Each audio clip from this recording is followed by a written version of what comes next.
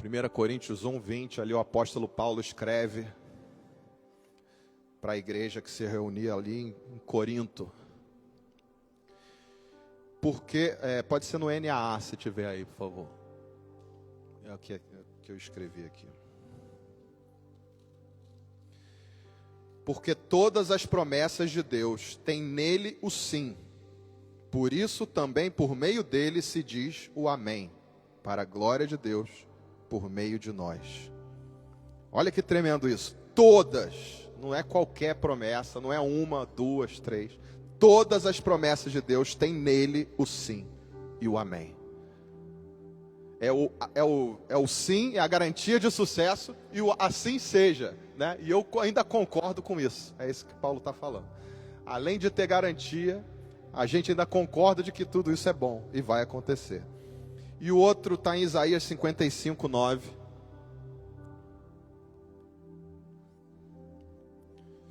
Porque assim como os céus são mais altos do que a terra, assim os meus caminhos são mais altos do que os seus caminhos. E os meus pensamentos são mais altos do que os pensamentos de vocês.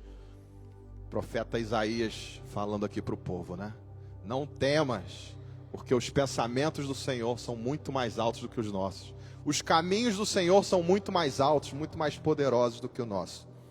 E o tema hoje tem a ver com promessa, mas é esperando e vigiando. E por quê? Eu demorei um pouco para encontrar o tema certo aqui. Porque na verdade fala de promessas, fala de viver pela fé, fala de esperar no Senhor. E eu fiquei pensando, mas qual é a melhor maneira de esperar? Esperar é uma coisa tão chata, né? Uma coisa tão difícil é esperar, né? Quando a gente vem aqui para os Estados Unidos, a gente passa a ficar mais chato com esse negócio de espera. Sei quantos já voltaram para o Brasil depois de vir morar aqui. Lá parece que o pessoal não tem. Se você for para a Bahia, então, o pessoal não, né, tá tranquilo. Você chega lá, não tem hora. Você marca um horário, é a hora que eles quiserem te atender, quiser falar com você, né? Carioca é assim também, né? Vamos marcar, vamos para a praia, que hora? 10 horas da manhã. Você chega lá 10 horas da manhã, o cara nem acordou ainda, né?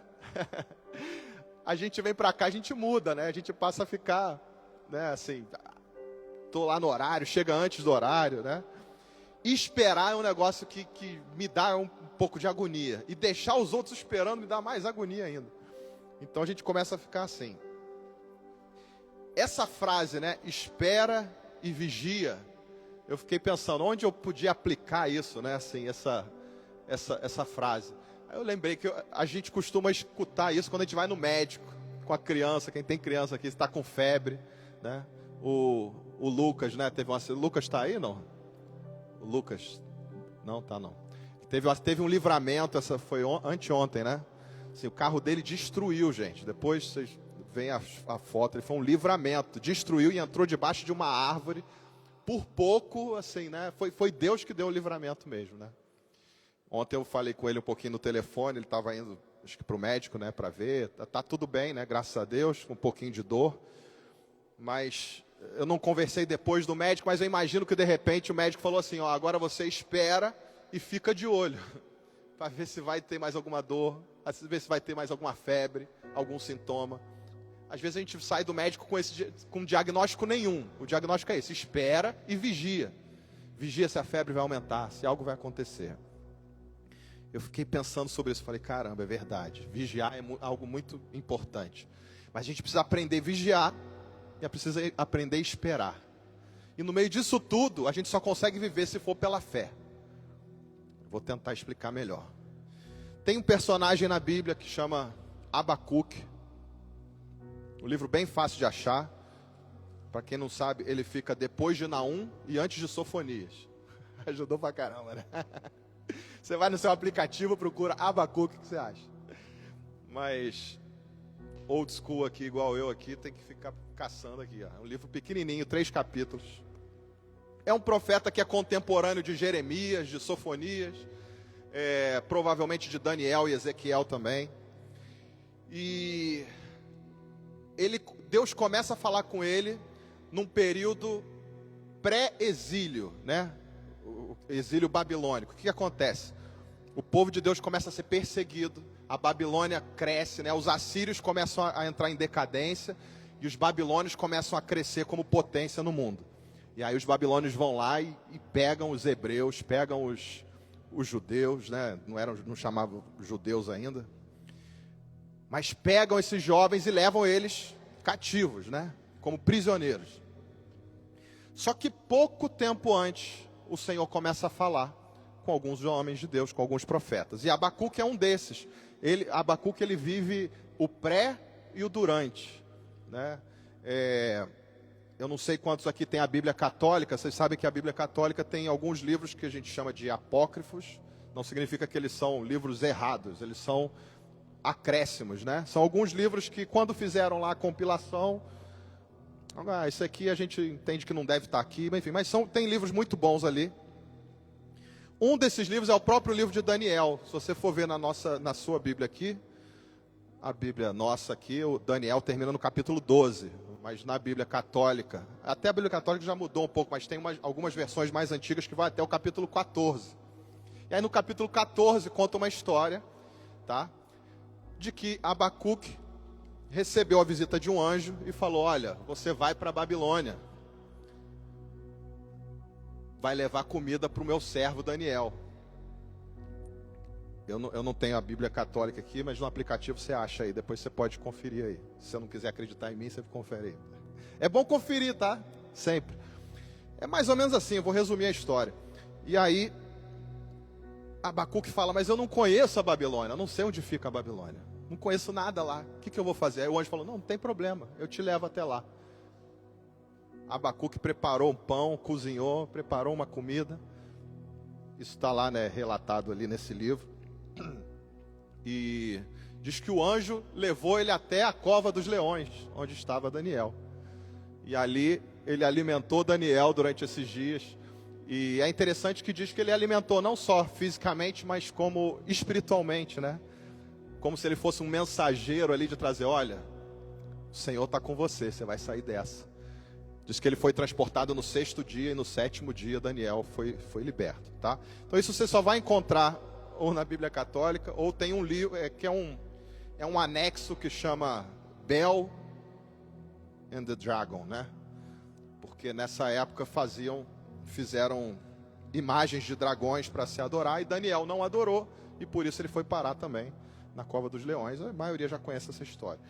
Mas só para entender que Abacuque viveu esse pré e viveu o momento também, porque Daniel já era um desses que tinha sido preso. Daniel era um jovem, muito sábio, bonito, formoso, e que foi levado, né? E acabou sendo um braço direito do rei ali, enquanto o rei deixou, né? Então ele começa a profetizar, no momento que a nação não estava legal, e ele vai diante do Senhor e começa a falar alguma coisa. Então eu queria ler aqui alguns versículos. Primeiro, Abacuque 1, versículo 2. Aqui esse livro é conhecido como o livro das queixas de Abacuque, né? É interessante isso. Falo, pô, eu devia só reclamar, né, cara? Ficava se queixando o dia inteiro.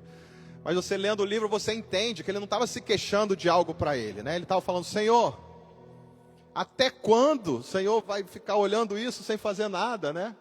Ali, ó.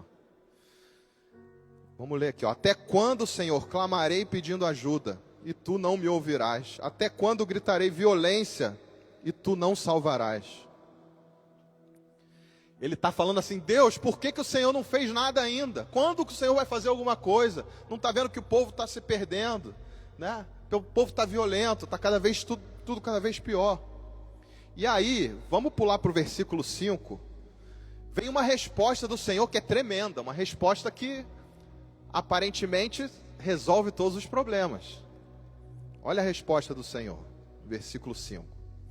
Olhem entre as nações e vejam, fiquem maravilhados e admirados, porque no tempo de vocês eu realizo obra tal que vocês não acreditarão se alguém lhes contar. Ele está falando assim: olha, eu vou fazer algo. Na verdade eu já estou fazendo algo, vocês só não estão vendo, mas eu já estou trabalhando. Eu já comecei a fazer algo grandioso, maravilhoso, poderoso, que quando vocês contarem isso, os outros não vão acreditar. E aí eu imagino que Abacuque ficou aliviado. Falou, poxa, glória a Deus, o Senhor já está trabalhando. Só que aí o Senhor continua. Ele continua falando como é que isso vai acontecer. Eu não vou ler tudo aqui, mas eu vou resumir um pouquinho. Ele fala assim, olha, sabe esse povo, os caldeus, os babilônios que estão aqui, estão crescendo? Então, o seu povo, que você está pedindo ajuda, eles vão ser escravizados por esse povo babilônico. E esse povo da Babilônia, eles são muito mais violentos do que o seu povo. Eles são muito mais cruéis, são muito mais injustos. E eu vou usar esse povo para correção do meu povo. Cara, aí Abacuque começa a ouvir aquilo. Você imagina, né? O Senhor vem, diz que vai fazer coisas maravilhosas. Mas a maneira como ele vai fazer é usando um povo ainda mais cruel, né? Eu estou falando, Senhor, acaba com essa violência. O Senhor falou, tá bom, vou acabar. Mas vocês vão ser sequestrados por um povo mais violento ainda. Não dá para a gente entender os caminhos do Senhor, né? Mas Abacuque confiou. Lá, a partir do versículo 12, ele começa a fazer uma segunda pergunta, né? Que a pergunta é essa: por que o Senhor vai fazer desse jeito? Mas Senhor, eu entendi que o Senhor vai fazer assim, mas precisa ser assim?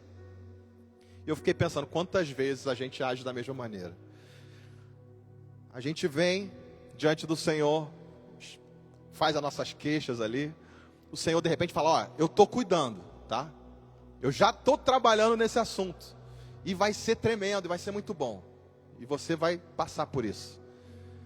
Mas aí quando o Senhor começa a revelar o coração dele, dizer, ou quando a gente começa a passar por coisas mais difíceis, aí a gente começa a dizer, Senhor, mas tá certo isso, né?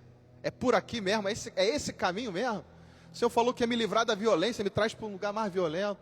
O Senhor falou que ia me livrar da fome e me leva a ter escassez, para um lugar que tem escassez. A gente age dessa mesma maneira, né? Só que Abacuque não parou por aí. Muitas vezes a gente para por aí, começa a ficar pensando a nossa maneira, começa a falar, não, Deus não está agindo da maneira certa, não. Eu acho que eu ouvi errado, deixa eu agir do meu jeito aqui. E começa a dar tudo errado, né? Mas, vamos para o capítulo 2. A gente sempre acha que tem uma maneira melhor de fazer, né? E eu quero ler aqui do 1 ao 4. E aqui começa o tema principal da mensagem. Estarei na minha torre de vigia, ficarei na fortaleza e vigiarei para ver o que Deus me dirá e que resposta eu terei à minha queixa. O Senhor me respondeu e disse, escreve a visão, torne-a bem legível sobre tábuas, para que possa ser lida até por quem passa correndo. Porque a visão ainda está para se cumprir no tempo determinado. Ela se apressa para o fim e não falhará. Mesmo que pareça demorar, espere, porque certamente virá, não tardará. Eis que a sua alma está orgulhosa. A sua alma não é reta nele, mas o justo viverá pela sua fé. Muita informação aqui, a gente vai passar um pouquinho por cada uma delas. Duas palavras-chave aqui, por isso eu botei esse tema, vigiar e esperar. Né? Ele fala de esperar, fala de vigiar. Mas eu quero começar de trás para frente. O último versículo que eu li fala que o justo viverá pela fé. Semana passada o Gustavo falou sobre fé, da importância da gente viver pela fé, da gente imprimir no nosso coração a fé, porque a fé é aquilo que vai dizer quem eu sou. A minha fé é aquilo que vai conduzir as minhas atitudes, é aquilo que vai dizer se eu vou agir pelo que eu estou vendo ou pelo que eu creio. A minha fé vai definir aonde eu vou chegar, de que maneira eu vou chegar. E tem algo interessante aqui, porque o Senhor se alegra quando a gente é vitorioso, o Senhor se alegra quando a gente conquista. Mas talvez você se sinta, talvez você não concorde comigo, não tem problema. Mas o objetivo do Senhor não é que eu seja vitorioso ou conquistador. Não é esse o objetivo do Senhor. O objetivo do Senhor é que eu seja transformado no meu interior. E aí ele pode me dar conquistas, vitórias, whatever.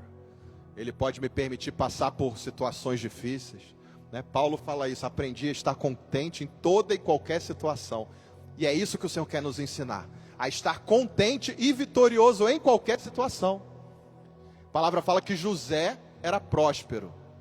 José recebeu uma promessa também, quando ele era novo. Quando ele abriu a boca para contar a promessa, os irmãos dele venderam ele como escravo. Tinham ciúme, falou, esse José é maluco aqui.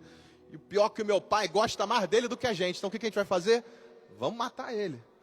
Tiveram pena de matar, venderam ele como escravo. Ele passou 12 anos na prisão, injustamente. Mas diz que desde o primeiro dia,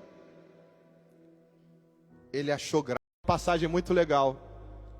Vocês conhecem o apóstolo Pedro. E quando o Senhor chama ele pela primeira vez, ele está pescando, né? Ele está ali, pescando, o Senhor vem, faz um discurso, ele reconhece que Jesus é o Messias. Aí Jesus fala, vem, eu vou te fazer pescador de homens, né? Multiplicou aqueles peixes, multiplicou tudo. Depois passa lá na frente, a gente sabe que Pedro negou Jesus, né?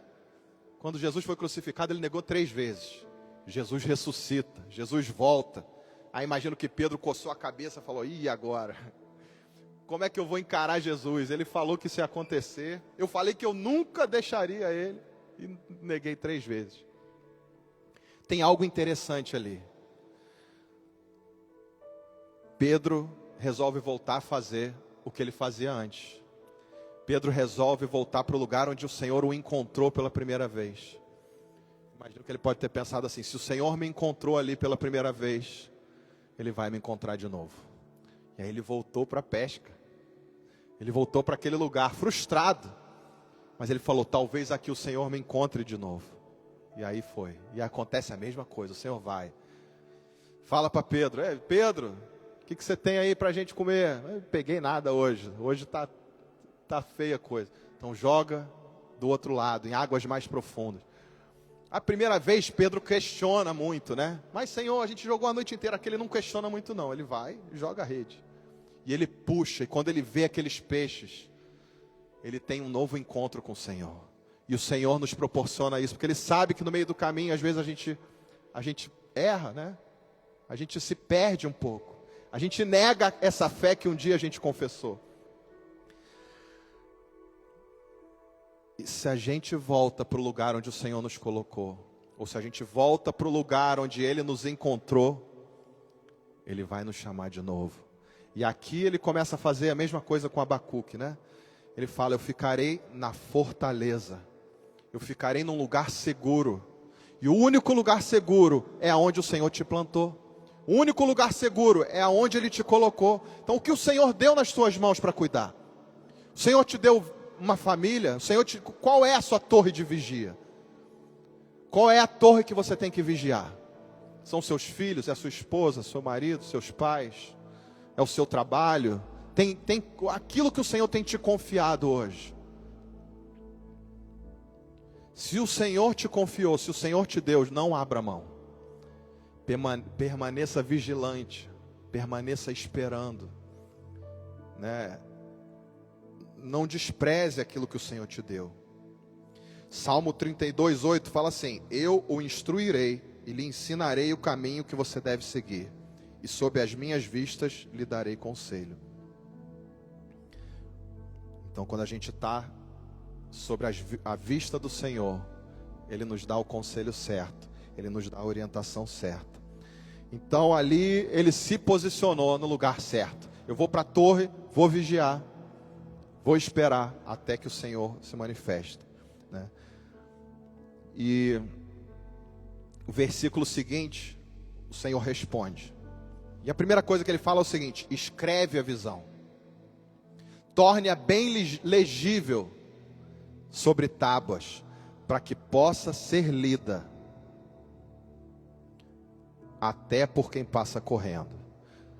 Hoje a gente tem billboards, a gente tem, né, outdoor aí, em tudo que é lugar, né? A gente tem, a gente consegue passar correndo e ver um anúncio, né? Mas você imagina naquela época Deus falando para ele, olha, escreve essa visão, de uma maneira que quem passar consiga ver, mesmo quem estiver correndo. E o que isso diz para a gente hoje, né? Aquilo que o Senhor tem falado comigo e com você, o que Ele espera que a gente faça? Ele espera que a gente seja essa tábua escrita, né? Que imprime a vontade do Senhor, para que qualquer pessoa que passe, que ande conosco, até de longe, veja que algo diferente tem ali. Algo diferente tem na minha vida, na sua vida, algo diferente te guia. E eu quero conhecer, deixa eu ler melhor isso aí. O que está dizendo aí? Né? É isso que ele está falando aqui. Imprime no seu coração, imprime de uma maneira que todos possam ver. E aí ele vem para o versículo 3, porque a visão ainda está para se cumprir no tempo determinado. Ela se apressa para o fim e não falhará. Essa primeira parte ele fala assim, olha, essa visão não é para agora, mas ela está quase chegando no momento dela se cumprir. E ela não falhará. E olha o que ele fala aqui, mesmo que pareça demorar, espere, porque certamente virá, não tardará. A promessa do Senhor, ela chega na hora certa, ela não tarda, ela não falha, ela chega no momento que o Senhor quer que chegue. Às vezes a gente interpreta essa demora como uma... Como é que eu posso falar isso? Como se o Senhor estivesse ignorando nossos questionamentos, né? Às vezes a gente olha para essa demora e fala, Senhor, o Senhor se esqueceu de mim, né? O Senhor se esqueceu das promessas para a minha vida. O Senhor não se importa comigo. Mas na verdade esse é o tempo que o Senhor está forjando a minha vida e a sua vida, para poder alcançar aquilo que Ele falou que é maravilhoso, que os olhos vão ver e não vão acreditar. E o tempo do Senhor, ele é perfeito, e quando a gente está atento, a gente colhe muitos frutos. Eu quero contar alguns exemplos aqui. Quantos lembram da época do dólar a um real? Ó, que maravilha, quem vivia no Brasil. Todo mundo lembra, ó, que beleza. Teve em 2002, o dólar estava lá para os 2, estava 2 para 1, estava bom pra caramba ainda, né? Estava bom demais. E a gente estava para casar, eu e minha esposa, e ela tinha uns dólares guardados, né? Estava lá, e a gente estava esperando um momento. Naquele momento a gente estava torcendo para o dólar subir, né? A gente estava, Senhor, para a gente poder, para a nossa lua de mel, tal, né? Vamos trocar esses dólares aí. E foi interessante que uma vez ela me ligou e falou, amor, eu estava orando e eu senti que o dólar vai chegar a R$4. Mas era meio impossível, tava tipo 1,80, assim, 1,90, sei o que. E ela falou, não, o dólar vai chegar a R$4. Aí eu falei, é mesmo? Pô, então vamos esperar esse negócio. Aí foi passando. Só que o que acontece? O tempo vai passando e não acontece como a gente imagina, né? Aí para você ver, eu entrei aqui para ver a cotação da época. Isso acho que deve ter sido no início do ano, não sei. Eu vi que aqui em agosto de 2002, mais ou menos, estava 2,50, alguma coisa assim. E aí começaram a ter uns rumores de que ia baixar de novo. Ele chegou mais ou menos a 3, a quase 3 ali. E aí, eu não lembro exatamente quando. Eu olhando hoje o histórico aqui, eu meio que imagino que ela deve ter trocado lá para setembro, por aí. Que a gente planejou nosso casamento para dezembro, acabamos casando no início de janeiro. Mas, assim, né? Ela acabou trocando por ali. Eu sei que um dia a Deia chegou. A gente deve ter resolvido junto, eu não lembro exatamente como foi, mas a gente trocou tipo a 3, 2,90, alguma coisa assim, né? Trocamos o negócio lá para agosto, julho, agosto, alguma coisa assim. Cara, aí eu vi aqui, eu botei no Google aqui, quando que o dólar bateu 4 pela primeira vez? Outubro de 2002. E eu lembro desse dia porque, assim, eu trabalhava no centro da cidade, né? E eu chegava cedo, assim, eu gostava de chegar cedo e tomar café na padaria antes de começar a trabalhar, né? Eu tinha todo um meu ritualzinho lá. Então, assim, aquele ritual, não sei quem já teve isso, né? Eu já sei parava nas bancas, ficava lendo as notícias, né? Conversando na padaria ali. Eu chegava 1 hora antes. E aí naquele dia, eu não tinha visto o noticiário do dia anterior. Quando eu vi a capa do Globo, era assim, dólar bate R$4. Eu liguei para ela, acho que ela estava dormindo, devia ser bem cedo, 6h30 da manhã, sei lá. Falei, amor, o dólar bateu a 4. Ela falou, mas eu já troquei tudo. Eu falei, meu Deus, a gente não esperou. Ficou a lição. Se Deus falar, vamos esperar. Porque Ele sempre tem algo melhor e aquilo que Ele prometeu é como Ele prometeu. A gente não soube esperar, tivemos que gastar um pouco menos na lua de mel, né? A gente teve que economizar um pouquinho mais. Mas, assim como o Lucas teve um livramento, né, essa semana, eu lembrei de um outro livramento que a gente teve também. Mas até chegar nesse livramento, foi estranho. Eu não sei, você estava, Lucas, quando a gente subiu, quando a gente foi fazer a escalada do Pão de Açúcar, não? Tava, né? Tá. Então o Lucas está aqui de testemunho.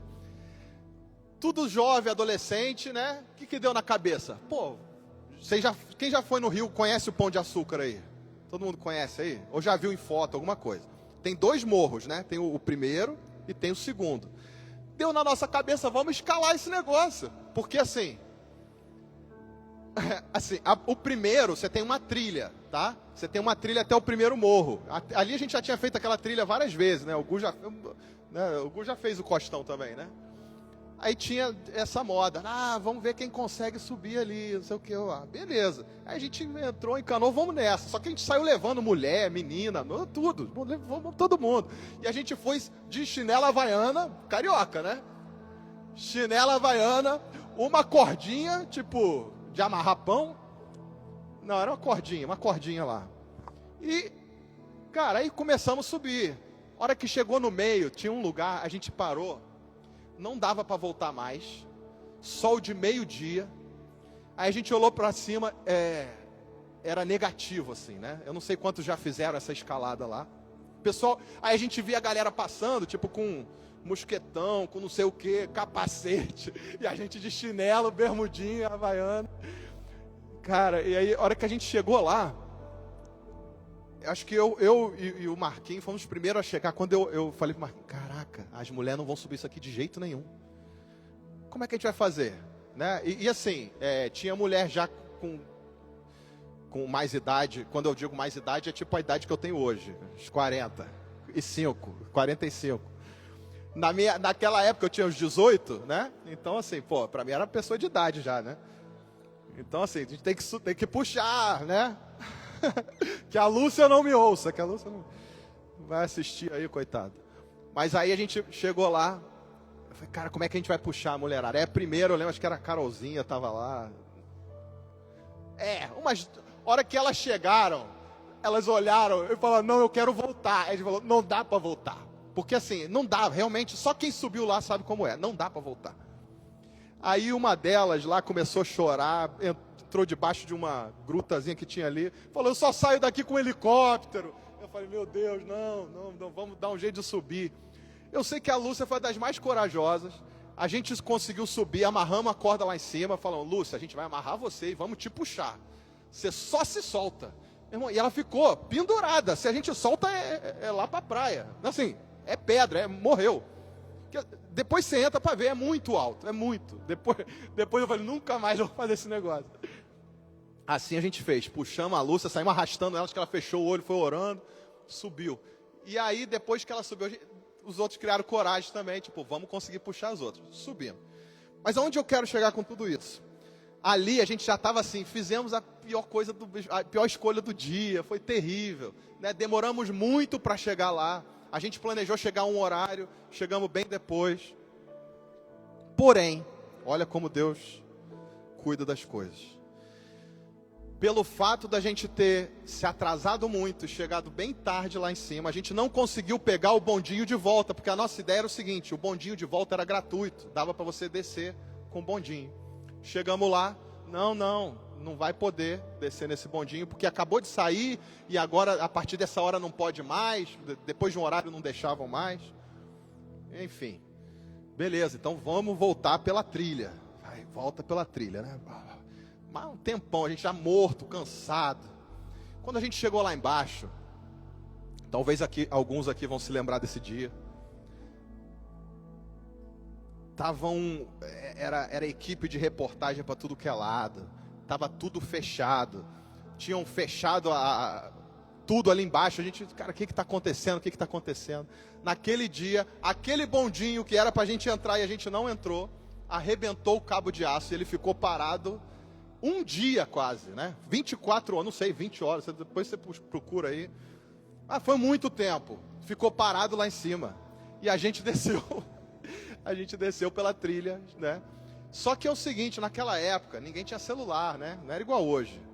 Então, nossos pais estavam achando que a gente estava lá, porque ninguém conseguia falar com a gente não deu notícia, né? A gente depois saiu de lá e ficou, graças a Deus que não foi a gente. E fomos, sei lá, para um restaurante, comer, comemorar, vamos descansar. Chegamos em casa tipo meia-noite, meus pais estavam assim...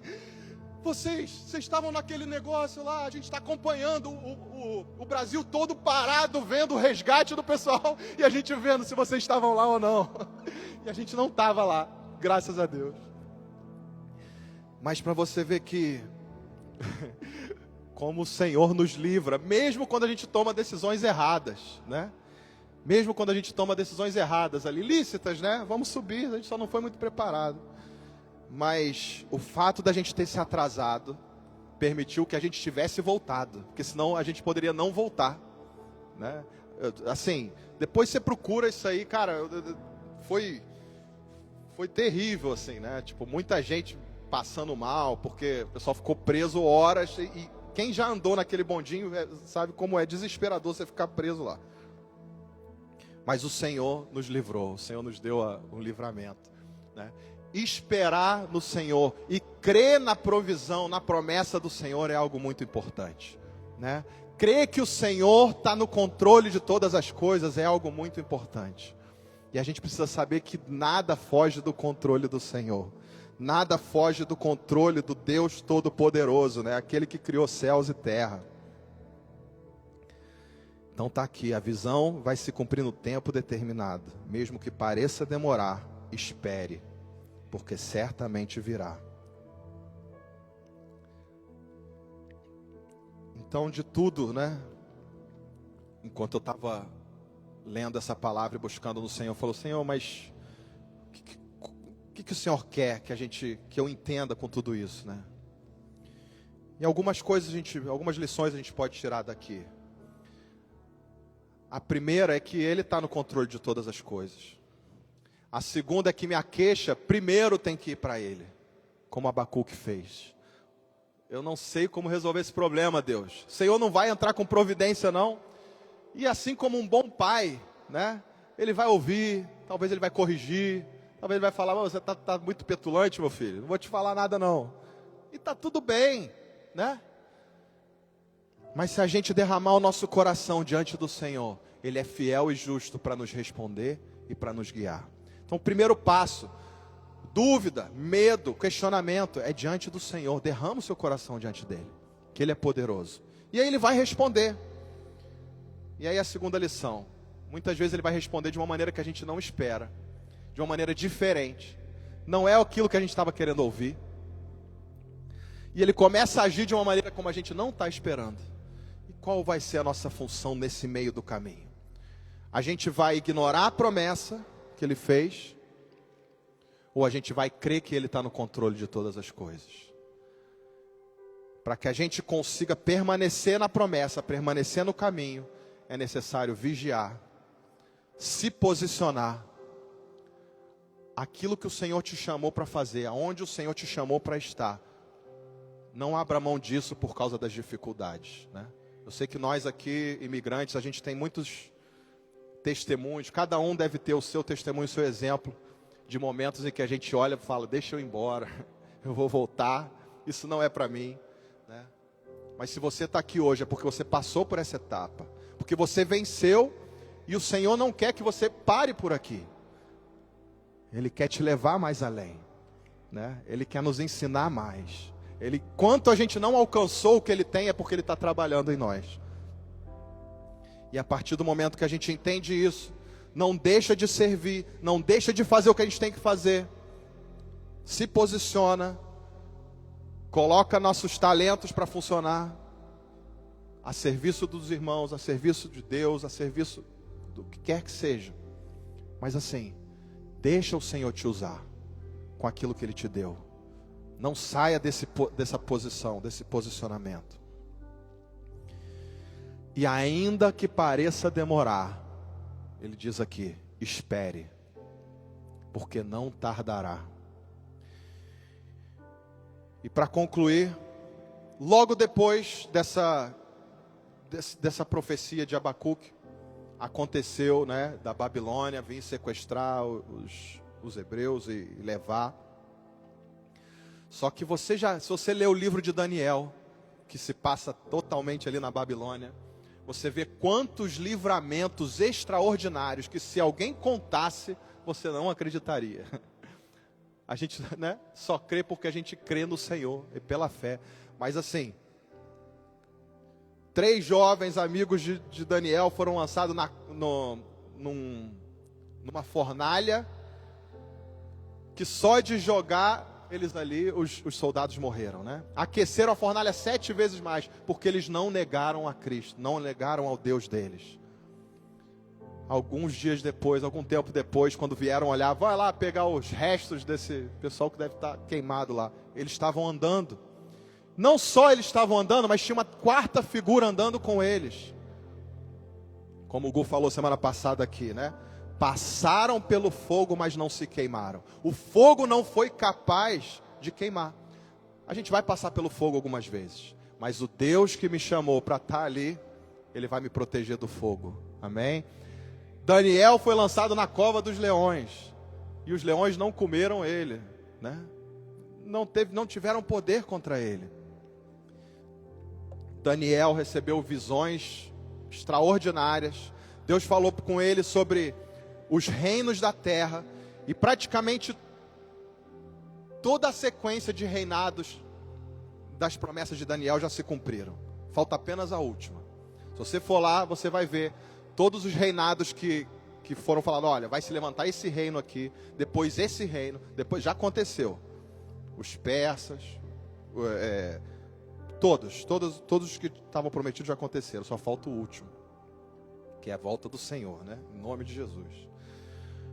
Mas ali aconteceram coisas tremendas naquele lugar, naquela Babilônia. E o Senhor tirou e resgatou o seu povo de uma maneira extraordinária. E da mesma maneira Ele faz comigo e faz com você. Ele nos tira surpreendentemente desse lugar. E quando Ele não tira fisicamente, Ele tira de uma maneira poderosa, como fez com Daniel e os amigos dele. Eles permaneceram ali na Babilônia e foram influência na Babilônia. Você vai ver que algumas vezes o rei chegou e falou, olha, o Deus verdadeiro é o Deus de Daniel. O Deus verdadeiro é o Deus de Sadraque, Mesaque e Abednego. Então, se o Senhor não te tirou de um lugar onde você gostaria de sair, talvez Ele quer te usar ali dentro. Ele quer te usar com poder ali dentro, para que outros vejam o poder dEle, para que outros sejam também chamados por esse poder, transformados por esse Deus. Amém? Eu queria orar aqui. E a minha oração é para que o Senhor possa abrir os nossos olhos, abrir o nosso entendimento,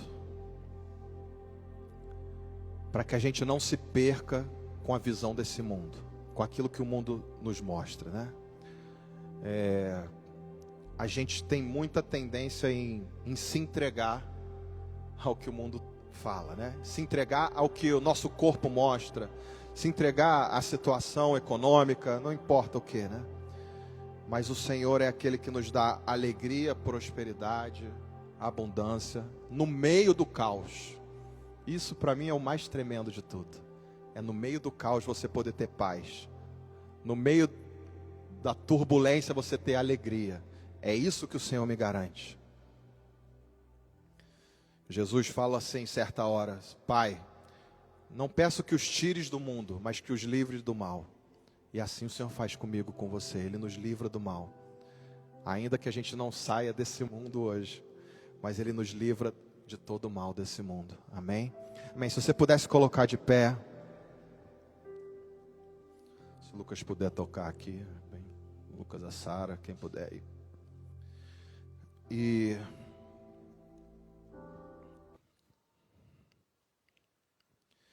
primeira oração que eu queria fazer tem a ver com a torre de vigia aqui de Abacuque, né? Eu sei que muitas vezes a gente abandona o posto, ou está prestes a abandonar o posto, ou acha que o posto está pesado demais, vigiar, né? Então se você sabe para que o Senhor te chamou, e você não tem conseguido andar nesse chamado, se você um dia conseguiu andar nele, mas hoje tem sido difícil, se você está andando nesse chamado, mas está pesado, não é para ser pesado, que o Senhor hoje possa aliviar, renovar. Então eu quero chamar aqui à frente, se você quer tomar o seu posto de vigia na sua casa, no seu trabalho, aquilo que você crê que o Senhor te chamou para fazer. Não estou falando só de igreja, é na igreja, fora da igreja. Talentos que o Senhor te deu que você não tem conseguido colocar em ação, mas que você gostaria.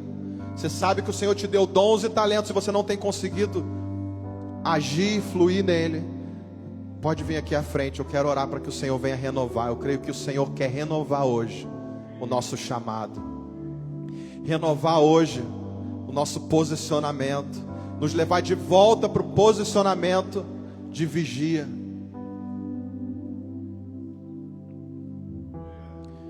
E se você nunca experimentou isso, mas quer ter um senso de propósito na sua vida, você talvez olhe e fale: eu não tenho propósito na minha vida, para que eu vou viver? Não tem mais motivo.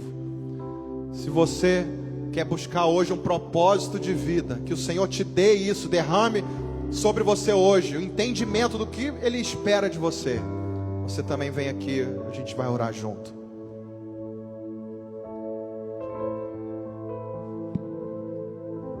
Amém, Senhor.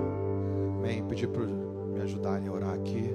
Senhor, quero apresentar cada vida aqui no Teu altar, Senhor. Cada um diante de Ti, Pai.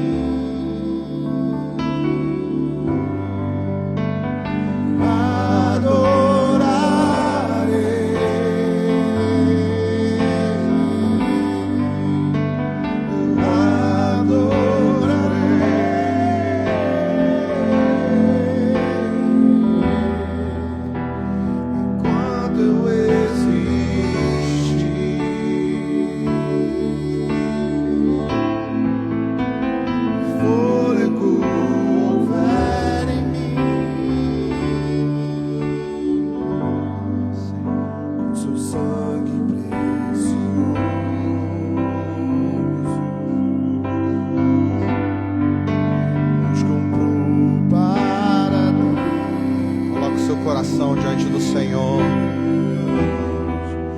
com sua vida abundante, coloque suas queixas diante dele, suas preocupações. Vivo para o seu louvor,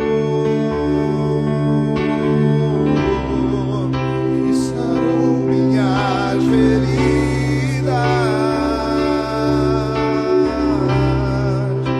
Me fez reinar em vida.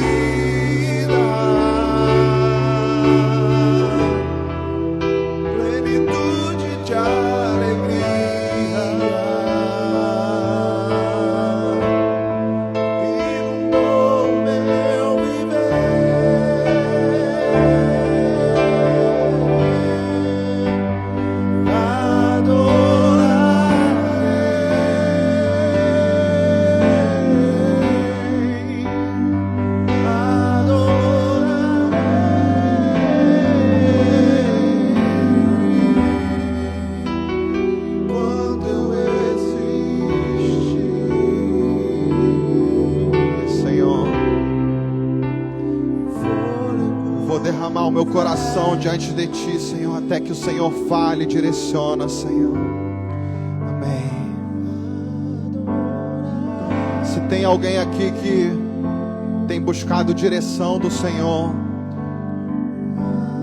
e precisa desesperadamente de uma direção, a gente quer orar por você também. Você pode vir. Se tem alguém aqui que tem buscado direção do que fazer, de como agir.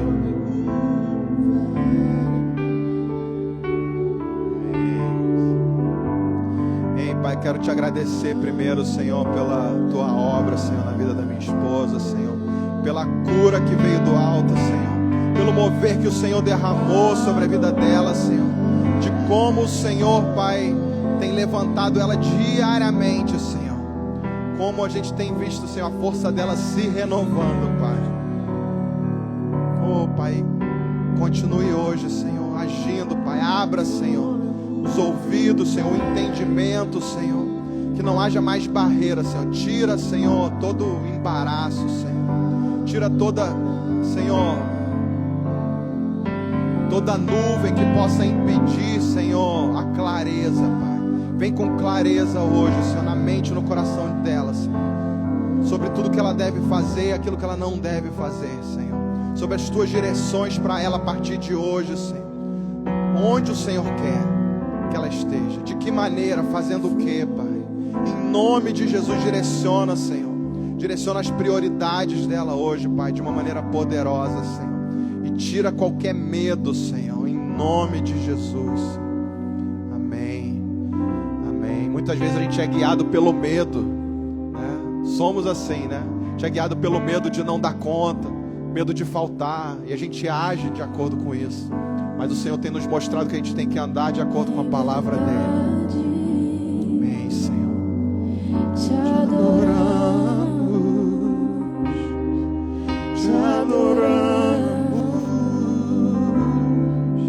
em espírito, em verdade. Te adoramos, te adoramos.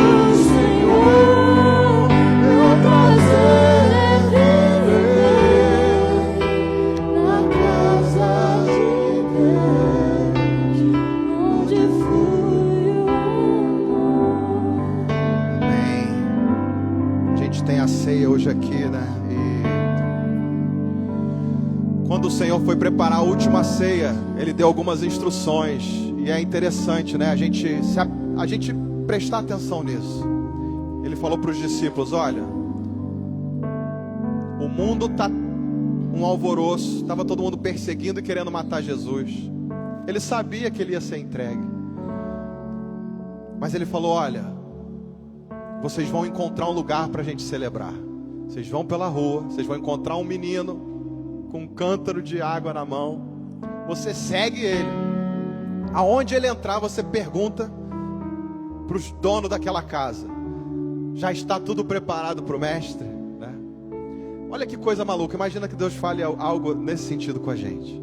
Olha só, a gente vai ceiar, mas vai ser dessa maneira, vai ser numa casa que vocês não sabem onde é, alguém que vocês não conhecem vai te levar até lá, e quando chegar lá você vai perguntar. e Ele vai deixar você entrar e vai estar tudo preparado. Mas é assim que o Senhor age na nossa vida, quando a gente deixa Ele nos guiar. Muitas vezes as direções não são muito claras, mas elas são direções, e cada passo que a gente dá, Ele nos dá outra direção. E assim aconteceu. E quando eles chegaram, encontraram um jovem. Esse jovem levou até a casa dele.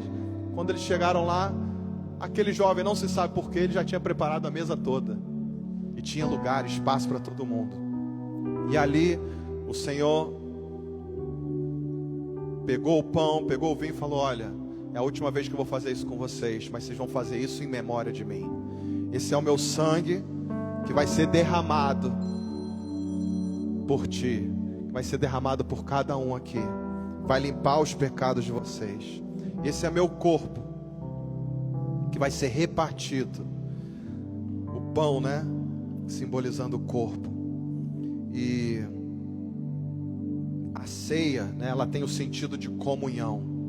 O corpo unido, o corpo num mesmo propósito, de celebrar o Senhor, de celebrar aquilo que Ele fez por nós, de lembrar daquilo que Ele fez por nós, e crer que isso não é só um memorial, mas que Ele é poderoso por si só. Não o pão e o suco de uva são poderosos, mas trazer à memória tudo isso e crer nesse poder da comunhão, da koinonia, isso é poderoso para nos curar, para nos libertar, para nos dar direção.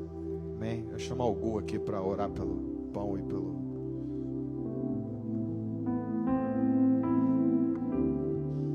Amém, Senhor.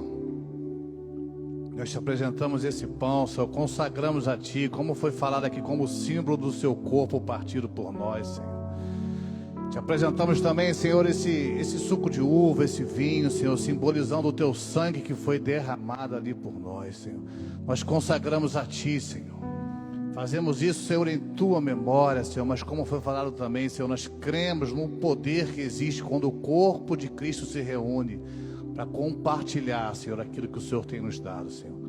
Nós te adoramos e consagramos a Ti, em nome de Jesus, Senhor. Amém. Pedir para os jovens me ajudarem hoje aqui. Aqui, ó. Pega, cada um pega, vai para um lado aqui. Eu acho que um desses é para... Esse aqui acho que é para as crianças.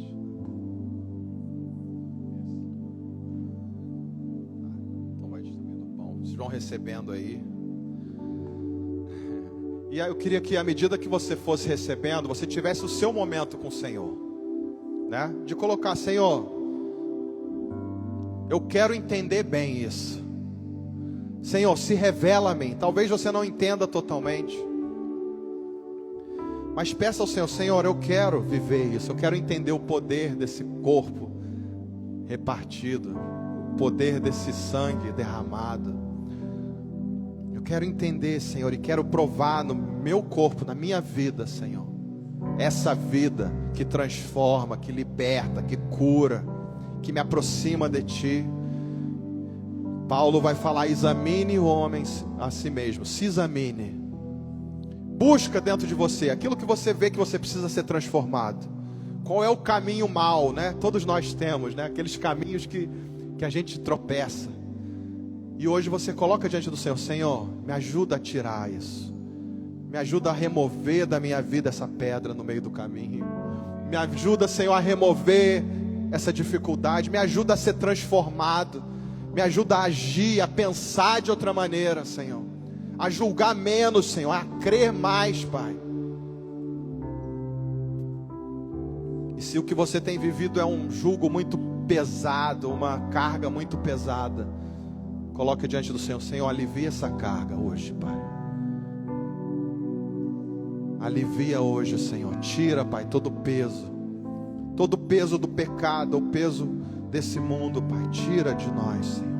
Senhor, consagramos a Ti, Senhor, mais uma vez, Pai, esses elementos, e que o Senhor possa produzir vida em nós, Pai, em nome de Jesus. Se você recebeu, você pode, se você quiser tomar junto com alguém, compartilhar. É Deus que está chamando aí, né? O Espírito Santo está chamando ele ali,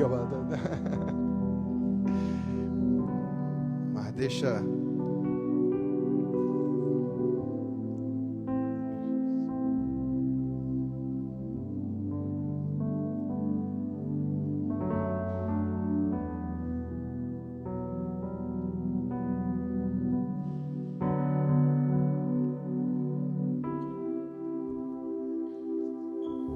tá com os pães aí?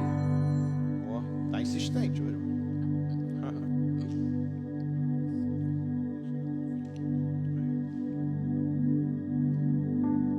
Desce servir os pães para eles aqui, por favor. Amém, Senhor. Cumpre em nós, Pai, o teu querer, a tua vontade, Senhor. Seja feita a tua vontade, não a nossa, Senhor. Nos guia, Senhor. Nos oriente, Pai. E nos ajude a tomar o nosso posicionamento correto em Ti, Pai. Leva-nos, Senhor, em paz, em segurança. Nos guarde, nos livre de todo mal, Senhor. Pedimos a tua bênção sobre cada um. Te agradecemos já pelo livramento do Lucas, pelo livramento de cada um de nós aqui, Senhor. Coisas que a gente nem sabe, mas o Senhor tem nos livrado. Continue nos guardando, Senhor. Nos livrando de todo mal. Abençoe esse alimento. Te damos graças por esse alimento, Pai. Em nome de Jesus. Amém.